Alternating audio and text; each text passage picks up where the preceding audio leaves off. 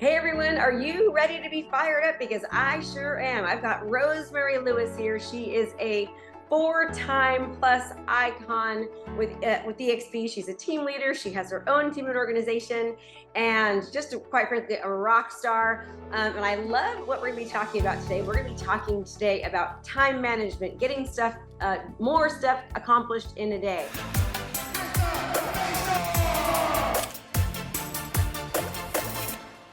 Thank you, Krista. I'm so happy to be here. Ooh, I'm so excited to have you. It's funny. So I didn't know this, but Rosemary used to be a teacher, and I did too. So she left teaching and went straight into real estate. They say realtors who were teachers make good real estate agents, and I think it's true. I agree. I agree. It's worked out for me. Yeah.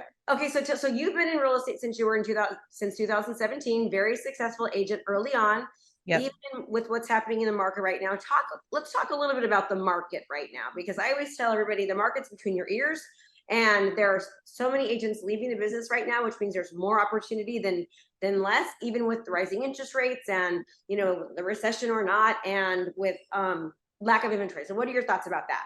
You know what? I agree with you wholeheartedly. And this is definitely not the time to press the panic button and run away like your hair is on fire, right? It's time for us to get fired up like you encourage us to do. And, my thought process, I actually had a short stint in real estate prior to when I first started my teacher career. I got licensed in like 2005. And the minute the word recession came, because I honestly wasn't committed to the business anyway, I was out. And I let the fear of the unknown, I tell people all the time now, I let it punk me out of the business. So though I've had a great amount of success since I re-entered in 2017, I just wonder, right, if I would not have let the fear, and what you and I both know is that agents who stuck it out and thrived during that market, they are still thriving, right? So that is the mindset that I'm taking into this market. So the way that I coach my team, any agents that I have an opportunity to speak to, it's like, look, people still everywhere I look, like even with high interest rates, when I walk out of my house, I see two consistent things: people and houses. Housing is a basic need. And no matter what is happening, there are always going to be people who are going to need to transition. So we just have to figure out, okay, what are those problems? Become the solution to that problem and learn how to communicate that to the people that we get to serve. So that's my mindset. And, that is the mindset that I am sharing with other agents who might be frustrated and just not know how to approach where we are right now. I have so many people that are literally have saying they have the best months of their life, and it's just from really, what you say to yourself, you get. So if you say the sky is falling, the sky is falling. If you say there's plenty of real estate out there for everyone, there is, and it's Yep. it's all based upon the actions and the activities that we are willing and, quite frankly, not willing to do. So Yep. I know you love talking about time management. I think a lot of agents have issues with managing their time because they don't have to, clock in and clock out. They're their own managers. And like there's so much to do. So prioritizing that. So can you give us a little bit some tips and tricks on I know you've got like a morning routine and an end routine that you talk about. Yeah. It all really starts for me. There are a few things that I do, but the biggest thing is that getting into the habit of telling your time where to go. So you are right. I found that when I first got into the business, what attracted me to the business was the flexibility of it, right? It just seemed super sexy to have a schedule where I did not have to quote unquote answer to someone. I found out very quickly how dangerous that could be as well, right? From a standpoint of not really holding myself accountable and, making sure that I am doing those activities and I'm having that consistency and that structure to bring in new leads and bring in opportunities for me to serve. But then on the flip side, or having clients tell me what I'm doing every single minute of the day, and I'm running around like a chicken with my head cut off. I was very busy and very broke because I was doing and saying yes to everything without having a system and feeling like, I had a either the situation was that I felt like I was thriving in business and failing at home and with some of my other responsibilities, or I was doing the opposite. I was doing what I needed to do for my family, and it felt like I felt guilty because I didn't know how to appropriate my time. So I learned, read the book, The One Thing, Gary Keller, and it was just intriguing to me that, with goal setting, or when we set out to do what we want to do, obviously a lot of times the detriment is that we try to do everything, jack of all trades, master of none. And that book really planted the seed in my mind. Like, I have to get control of my time. I have to learn how to tell my time where to go. And then just with thinking on how that looks for me, I implemented somewhere along the way, I learned about the 5 F's. So I implemented what I call the 5 F's: faith, family, fitness, finances, and fun. And every week I look to make sure that I am planning my week, I'm planning my life where I am representing each of those areas. Now, honestly, do each area get an equal amount of time? No, they don't. But I want to make sure that I am holding myself accountable and I'm setting myself up for success by me telling my time where to go, as opposed to just letting time and life happen to me.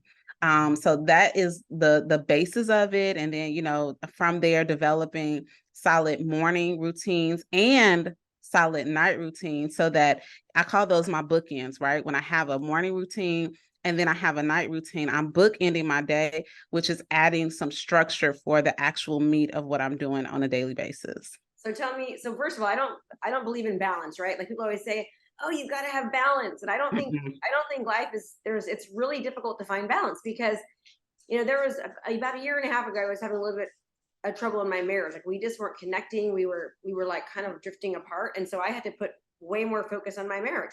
There's times where I tell my husband, baby, I have got this thing coming up. I'm launching this and I've got to focus on this right now. So let me know if I need to give you more attention, but just know for this next couple of weeks, I'm going to be really kind of immersed in work, right? Yep. You give energy and attention more where it's needed when it's needed. There's times Yep. when a lot of agents, I'm like, look, like, and I think too, I think Rosemary, we feel as women even more so, but I think men do too, but we feel more guilty, right? Because Yep. we have to be mothers, we have to be wives, we have to do our career and do our job. And you and me both being teachers, we used to go to school and 8, you'd be home by 3 or 4. For me, it was more like 5 or 6 because I was kind Me of too. yeah, I Same. loved it. I loved it. But the weekends were the weekends. And Yeah. I will say that when I was in real estate full time, I averaged 135 homes a year every year. If you take how long I was in real estate with how many homes I sold, and I lost and missed out on so much. I mean, I didn't realize how much I worked when I didn't think I was working. So, for Yeah. example, I didn't work on the weekends, and I end my appointments at 4 o'clock every day, 4:30 at the latest. So I'd be home by 5:36. But I was constantly on the phone, like Hmm. I was working so much and I did not realize just how out of balance I was because it was almost like a drug, I think. Like, like there's something called workaholism. I definitely think Yeah. I had it, still probably do a little bit, but you have to, as real estate agents and lenders, especially, we have to learn, or entrepreneurs, right? We have to learn how to shut it off and how to Exactly. give ourselves that time, give our families that time. And I would say if you're listening to this right now, you probably are an entrepreneur or a real estate agent or a lender. And very similar to Rosemary and I, like it is okay to say no, right? It is. It is. It is okay to say no, because if you don't, so what I have found is that if we don't shut down and if we don't put these things in place, then you're gonna risk burnout. Your body's gonna burn out for you, and then it's just not gonna be fun anymore. And then you're working and you're making all this money, but you are disconnected in every other area of your life. And who wants to live like that? I don't. I certainly don't. So I'm with you, Krista, when I think about the word balance. And I was on a panel once, and one of the panelists said it so eloquently, and it stuck with me.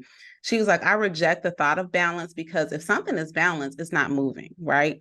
And I always want some fluidity to what's happening in my life. So I say rhythms, right? Like, okay, and with rhythms, like sometimes if it's a slow song, the rhythm is slower. If it's a fast song, the rhythm is faster. And that's the way I approach life. And I encourage other people to think about it is, okay, how can you create the rhythm with these 5 F's? And in certain seasons, like you're saying, in some seasons, like when I was building my team, or if I'm bringing a new team member on or working on some different things, then my rhythm for work may be a little bit more upbeat. But I want to make sure that I have space, like you're saying with your husband, for all of the things that I want to have healthy, right? I want to have healthy finances, but I also want to have a healthy spiritual life. I want to have a healthy relationships with my husband and my kids. I want to have a healthy relationship with myself. So finding rhythms and all of those things and really being intentional about what that looks like has been a game changer for me. How old are you? I will be 43 next week. Okay, 43. You look a little bit younger than me. I'm 52. But I remember when my daughter graduated from high school, and I remember I was so emotional for a couple of months, and I remember being on a listing appointment. I started crying a couple times, like looking at the pictures. I'm like, I'm so sorry. I don't know what's wrong with me. And it was because I was an amazing mother. Don't get me wrong. I was a great mom. It was really important for me to be a good mom based upon my history. But with I realized the reason I was so emotional is because I realized I missed out on a lot. And even though Yeah, I was there, I wasn't always really there. I wasn't as present. So, I understand that. yeah, feeling like that, and it was a regret that I had. My daughter always says, "Mom, you were the best mom ever. You taught me how to work hard, and you were great." But I just that's the hard thing about being an entrepreneur, about being, especially about being in real estate, is that you are on 24/7, and that the emotions of a seller and buyer never get turned off. I'm Krista Mashore. I hope this is helpful. Be sure to subscribe. And every single month, I have a virtual online 3-day event where I go over these strategies and so much more that helps agents and teaches them what's working right now in real estate. So look at the link, click somewhere onto this page, and I'll see you there. So let me go back to your morning routine and your nightly routine. Tell me a little bit about that. So let's start with the night routine because I came into the business like a lot of people, listening to all the books, listening to what everyone, like a Millionaire Habits, join the 5 a.m. club. And I was doing all that, right? And what would happen is most mornings I would like be dragging myself out of bed, right? And then if I snooze, I feel like a failure. Or I would have a good morning, but I would hit like a wall in the afternoon. And for the life of me, couldn't figure it out until one day I was like up, I always say doing some super official real estate work like at midnight. I don't know if I was, drafting an amendment or looking for real ideas or whatever.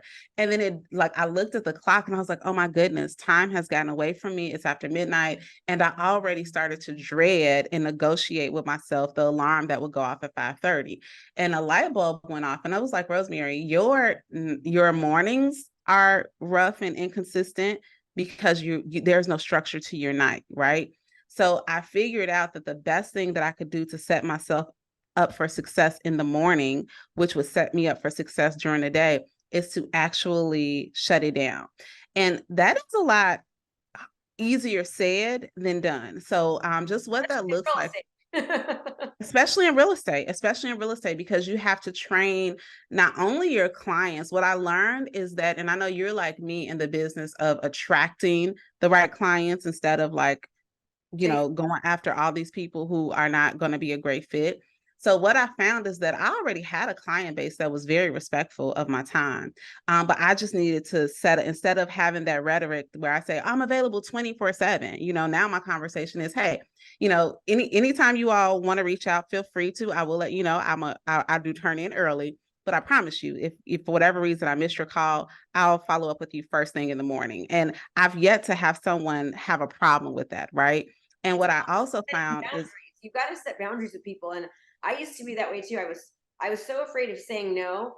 And I always wanted to be liked. And I'm kind of an overachiever, and no matter what, the phone would ring or this and that. And I got to a point where I was like, listen, like there's nothing that I can't handle on a Monday that I can do on a Sunday. The banks are closed on exactly. travels are closed on Sunday. The escrow, all these people aren't open. So Sundays are a day for me. If there's ever an emergency, reach back out to me. Like I would tell people, and they respected it and they They appreciate did. it.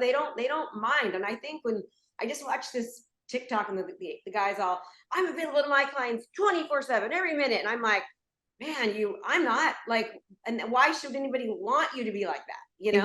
Exactly. And my ideal client, they're not available to anybody 24/7, right? Yeah. So I'm setting up an impossible standard that they don't even want. So, just learning, but again, like learning how to say the things instead of just saying, because we've all gotten that phone call or heard that voicemail that from an agent that sounds really abrupt, like, hey, don't call me between 1 and 2, and any other time, you'll get my voicemail.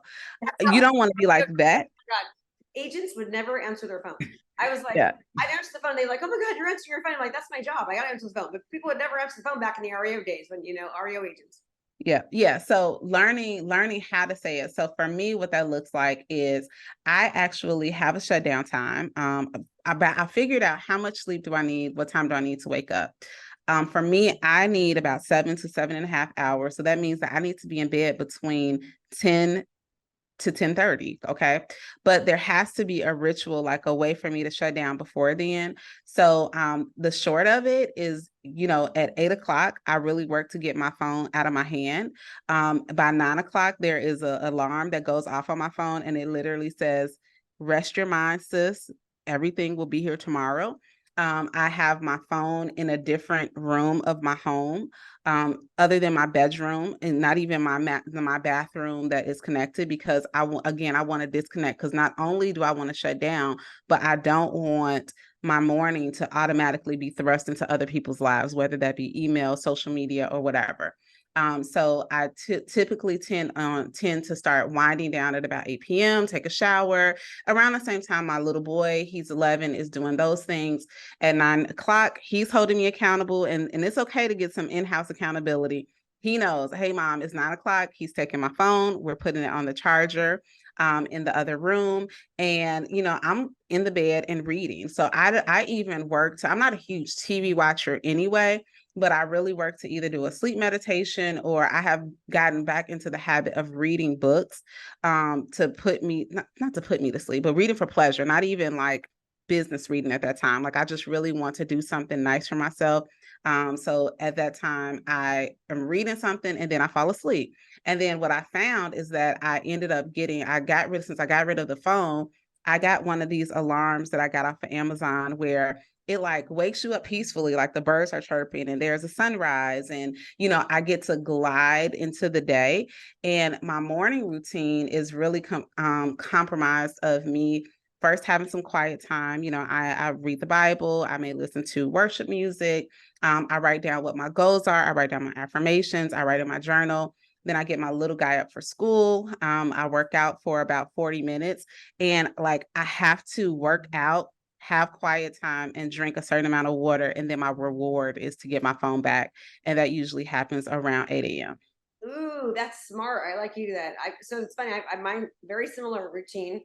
At night, we're trying to watch any TV, but I'm in bed like usually by 8:30, because I wake up at 5 every day. So I wake up at 5, and I'm not sleeping as well because of the I'm going through menopause. So it's like, oh my Yeah. God.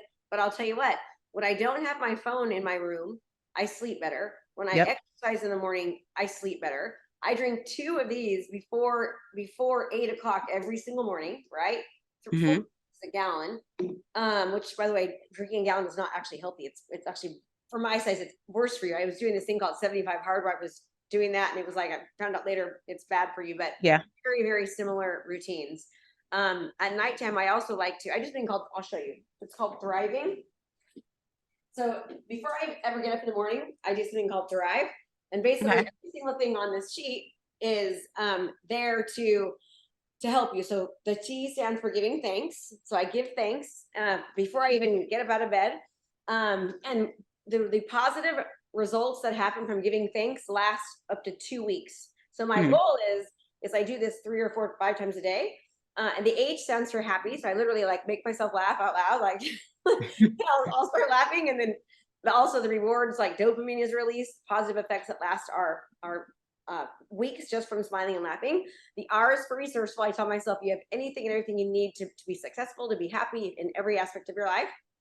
Um, the I stands for immediate. Well, you can't see my wall, but I've got a sign that says "Do it now." So I tell myself, "Do Hmm. it now, do it now, do it now."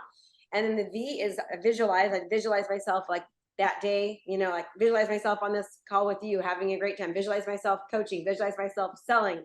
And then the E is I expect it. I have energy around it. I'm enthusiastic about it.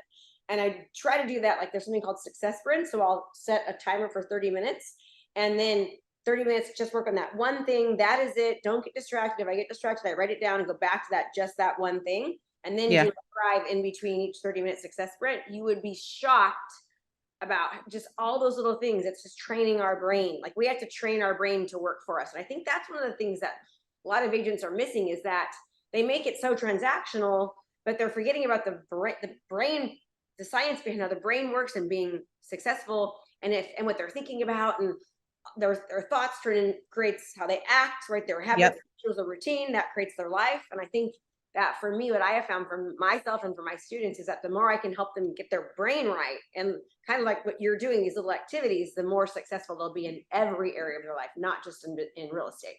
No, absolutely. I do think that, people throw out the word mindset. You got to have a good mindset, or you have to have a positive mindset, and without really understanding like what that really means, right? And it's more than, hey, I'm going to go in and get this listing, but am I committed to living a life, to thinking, even to believe in the best about myself, to believe in the best about outcomes. And it's a game changer. And that is definitely one of the things. I don't know. No, it's not that I don't know. I know that I didn't think about my thinking, or I didn't think about my own mindset when I was in the classroom, because I was so, busy pumping up my little kids that, it's just a different game. And in this industry, and in the times where we're selling, social selling, and, market changes and things like that, the power of your mindset, and then the habits that we put in place around supporting, because it's one thing to say, I want to have a positive mindset, but what are we also doing to support that, and with your Thrive, with the way that I am bookending my day, I have found that, like, anytime, I just lost a really good friend to breast cancer. She's 37 years old. And what I found, that even when, I felt like my breath was being taken away, going back to just my small habits helped to, it served to be a foundation, not only for business and life, but just to really, it was something that I could go back to even when everything else felt chaotic. And as I am, navigating grief and navigating all the other things that I'm responsible for, I'm finding that these habits are attributing to the way I think, right? But you are exactly right. We have to be thinking about how we're thinking, but also thinking about what are we doing on a daily basis? Are you watching trash TV every day?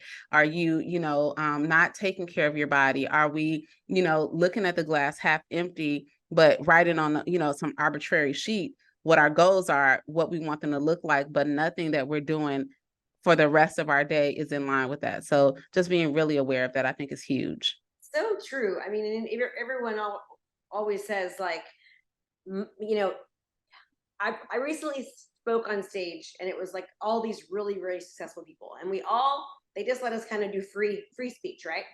Mm-hmm. Every one of us pretty much said the same thing. It's like, and it was like, it almost seems cliche how Yep. many times people will say to think positive and all these things, but these successful people, we were all up there saying that we weren't talking about how to make $1 million a month, or we were talking about like how to keep your mind right so that you can have this extraordinary life, Exactly. it was Exactly. Because at the end of the day, we see, history has shown us that there are a lot of people who are crazy successful that are unhappy. Or like the only part of your success cannot just be what your income is, right? Now, don't get me wrong. I want a high income because I understand that money is a tool that will provide the freedom that we want to actually live the life that we desire to live. But there has to be more to it than that. And it does sound cliche. It sounds like a broken record. And I'm gonna tell you, for a long part of my life, I rejected it, right?